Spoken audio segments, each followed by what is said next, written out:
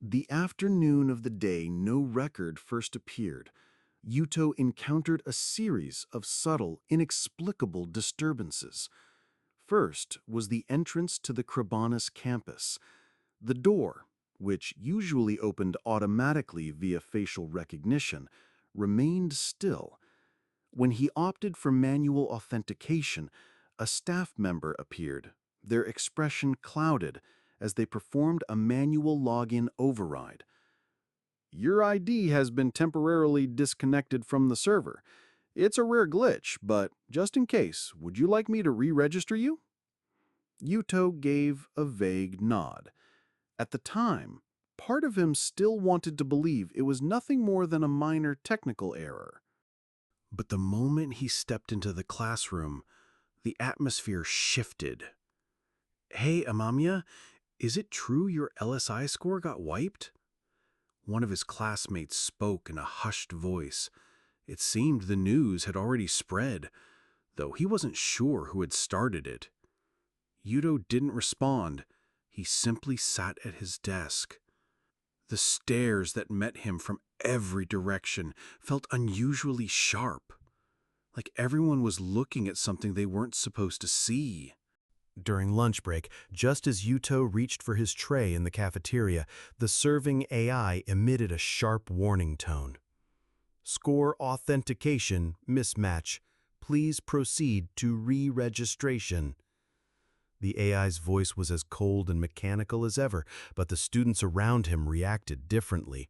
Everyone froze mid-motion and turned to look. In their eyes there was curiosity, a trace of fear, and unmistakable rejection. In the end, Yuto returned to the classroom without eating. His throat was dry, but even the vending machines displayed "unknown user," refusing to dispense so much as a bottle of water. Someone whispered, "Doesn't that mean he's not even considered human anymore?" The voice was just loud enough for him to hear, intentionally so. The air shifted. The society that until yesterday had recognized him as one of the students was now beginning to treat him as something other. Under the weight of that shift, Yuto sat silently in his chair. He still didn't know exactly what was happening, but one thing was clear. A quiet certainty had begun to settle within him. He had crossed some kind of threshold. That morning, the school bus showed a slight delay when scanning his face. Then, a red message blinked into view. Unrecognized user. Huh? A student waiting behind him stopped in their tracks, frowning with suspicion. Yuto quietly stepped away and made his way toward an old manned terminal inside the station, one of the few that still had manual verification functions. The machine responded sluggishly. Behind the glass, the attendants' eyes darted as they checked the system again and again. Eventually, the words slipped from their lips. "This ID has no access record. It doesn't exist." Slowly, his existence was beginning to go transparent. That day's lesson was titled Neural Selection Patterns and Societal Adaptability. The instructor stood at the front of the room, speaking in a calm, measured tone.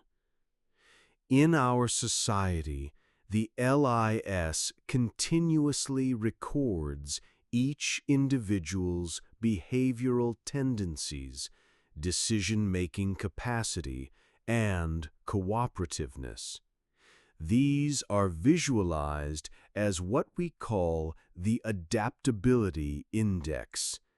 Now, what would happen if that record were to suddenly disappear? This isn't something that can be dismissed as a simple system error. The student's eyes naturally drifted toward the front. The instructor wrote "deviant case study" on the whiteboard and projected a section of the material into the air. When a person's record disappears, when their existence can no longer be verified, it means that, under institutional standards, they no longer qualify as legally or socially human. It is considered an extremely dangerous state. In that instant, every gaze flicked toward Yuto. He sat, still, expressionless, with his hands resting on the desk. Ironically, he had become the clearest possible example of the very deviant they were studying. After class, the AI navigator Krabonis attempted to initiate a private connection with Yuto. Amamiya, Yuto, your record does not align with past logs. Information matching failed. Would you like to proceed with resynchronization? The voice was not its usual neutral tone. There was hesitation and emotional wavering uncharacteristic of a learning-type AI. Resynchronization. No, I don't need it. That was Yuto's reply, and the moment the words left his lips, something stirred deep within his chest. It wasn't fear. It felt like brushing against a fate too large to resist. No resynchronization. That choice was a refusal to restore the world as it had been. It was a conscious act of shutting the door on the possibility of returning to what once passed for normal. He didn't quite know why he said it, not fully, but instinct was screaming at him, if I resynchronize, I'll lose something important. Something will be overwritten. And the moment he followed that instinct, Yuto felt a thread inside him snap, something tying him to the world, quietly, definitively severed. And yet, he felt no regret. If anything, it felt like something had finally begun. He wanted to know who he truly was, why he had been erased from society, and what the structure from his dreams and the phrase Proto Unit 001 really meant.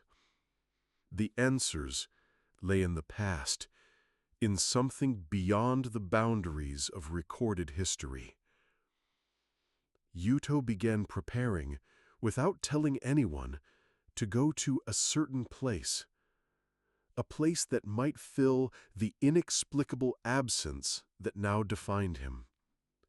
He no longer believed this was a temporary glitch in the L.I.S. He felt unmistakably that this was society's quiet farewell. From the moment he rejected resynchronization, he had chosen not to return. And if there was no going back, then the only path was forward. To the place where information goes dark, a region not marked on any map, said to be the origin of all things. He first learned of its existence through an old post he found on Greybirth, the anonymous sharing network he accessed shortly after his score disappeared. Those who enter the node discover their origin. Some have found who they truly are in the shadow of the record. The author was unknown. Even AI parsing failed to identify any attributes of the writer. Under normal circumstances, it would have been dismissed as nothing more than an urban myth. But to Yuto, the description overlapped perfectly with the structure he had seen in his dreams. For some reason, those words rang with a strange certainty. In a world where information was tightly controlled, the very concept of anonymously disseminated knowledge felt foreign. And perhaps because of that, it seemed closer to the truth. He believed there was a key hidden there, something that would reveal his true identity.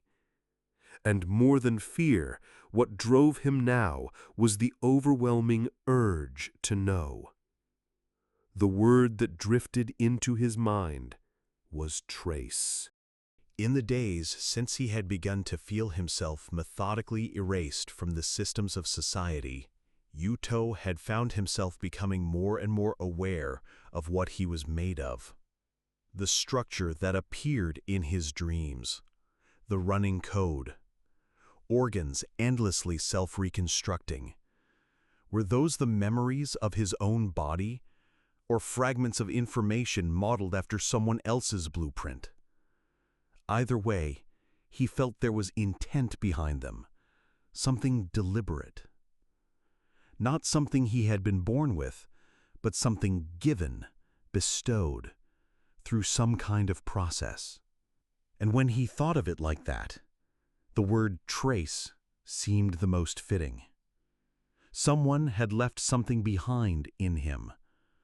And if he followed that trace, perhaps he would come to understand why he existed in this world at all. Beneath Sector 12, buried in the sealed-off ruins of a decommissioned district, there was said to be the remains of an old research tower. Its name, Chrono Node. Rumor had it that experiments were once conducted there, fusing biological AIs with adaptive genetic structures. After a catastrophic incident, the entire facility had been removed from all official maps. And somehow, Yuto was certain, without any proof, that his trace still lingered there.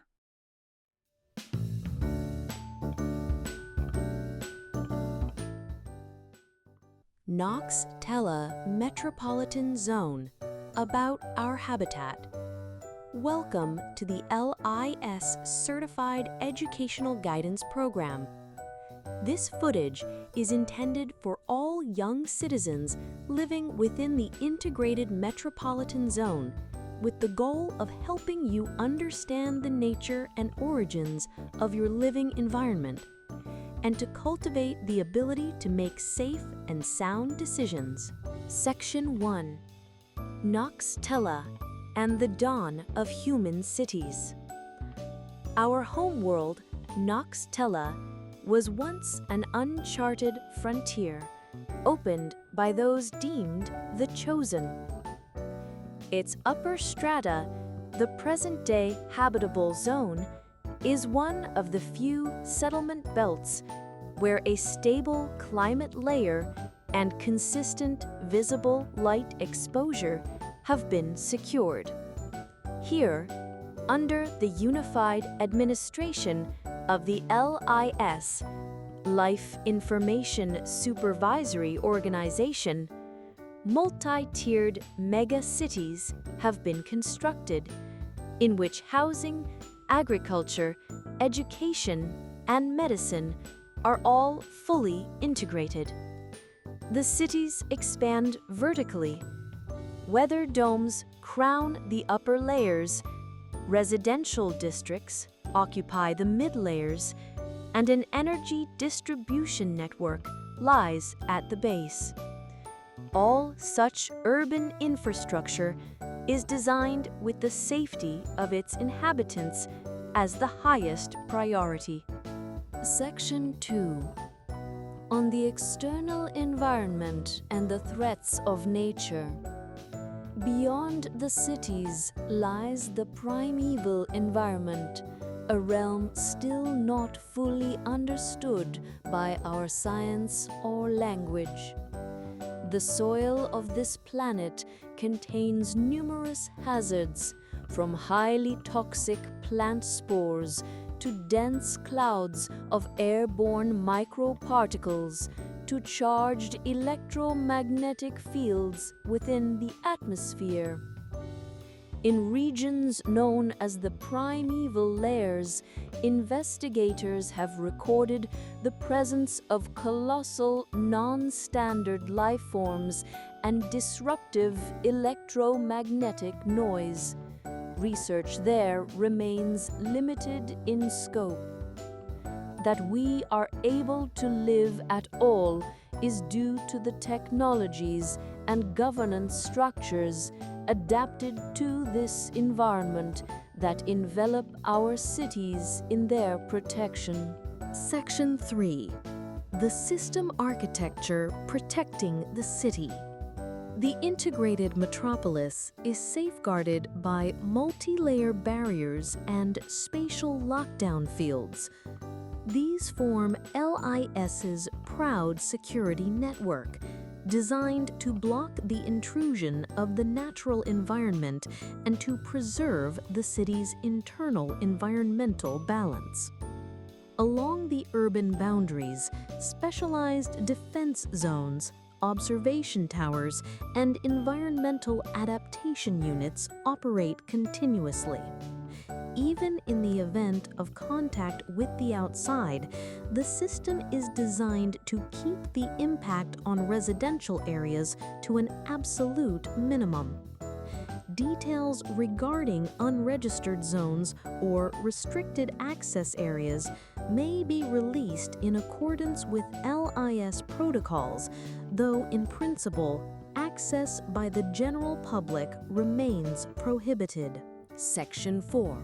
What it means to live in our city. This city is not merely a collection of buildings.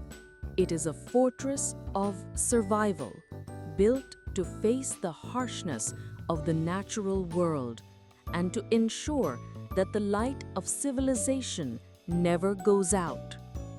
To live in this environment is to possess knowledge, uphold order, and become one of those who will build the future. The stability of our daily lives is the result of the steady accumulation of such wisdom and responsibility.